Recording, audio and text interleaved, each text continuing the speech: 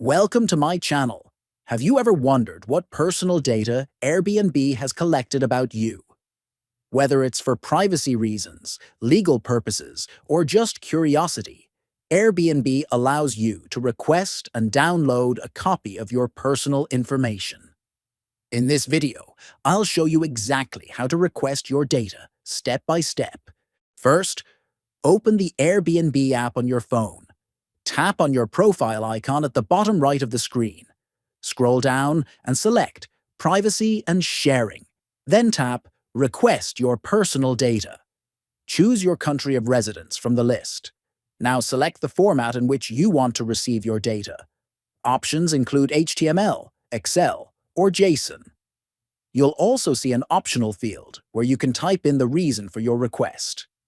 Once you're ready, tap Request Data. Airbnb will then ask you to verify your identity. Choose text message as your verification method. Enter the verification code that you receive on your phone. After completing this step, your data request will be submitted successfully.